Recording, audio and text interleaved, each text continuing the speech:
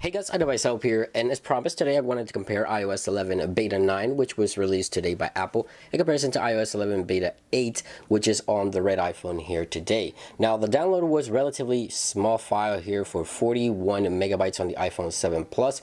This one is running again Beta 8, and the one on the left is running Beta 9. So let's go ahead and talk about some of the key differences and changes. Now one issue I was coming across with iOS 11 in general was the depth effect portrait mode option in iOS 11 up to Beta 8. Now I thought it was my device in general that was having issues with the portrait mode option, but no, it looked to be like a software issue, and it was finally fixed in Beta 9. So as you can see here, these two photos were taken from the exact same distance.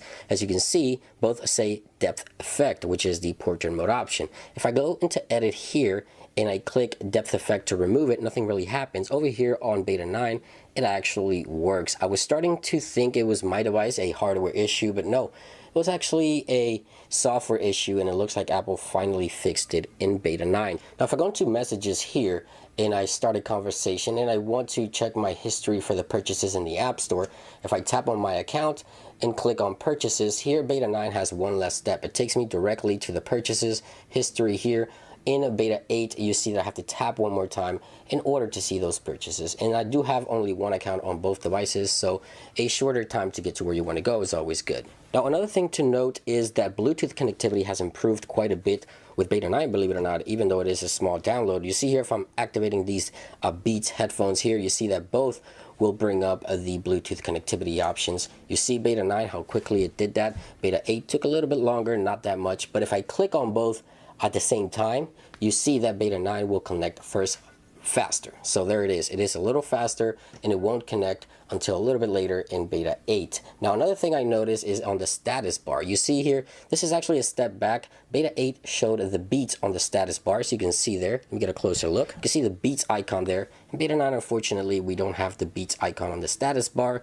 That could be hinting at the iPhone 8 getting the smaller status bar, the two ears on the side. So they try to make space here on the status bar with Bluetooth connectivity not showing the devices. Another thing that has improved quite a bit is the speed in which the multitasker or the app switcher launches. If you watch my coverage in Beta 7 to Beta 8, and before that, the multitasker gradually got slower. This time around, Beta 9 outperforms Beta 8 on the multitasker. So 1, 2, 3.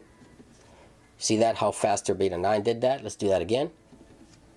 So welcome improvements. It looks like Apple is finally polishing up the software. By the way, I forgot to mention the build number just in case you want to make sure you're running the latest build for iOS 11 Beta 9 is 15A5370A. It is a longer build number with a letter at the end, so we could see another beta before the official launch. So what I'm going to do is quit all applications that are running in the background here, and I want to go ahead and run the Geekbench test to see which one performs best. And if I see any differences in terms of performance for the battery, I'll post a video. If not, I won't post a video on the battery performance. That's why I'm doing all these tests in this video right now. So I'm clearing out the memory here, and let me go ahead and see which one performs better on the Geekbench here. So let's launch the application and let's run it at the same time. Alright, so we're almost done here with the test. Let's see which one completes the test faster. I did press both at the same time. So Beta 8 actually finished that first, and single core score is also a little higher than Beta 9.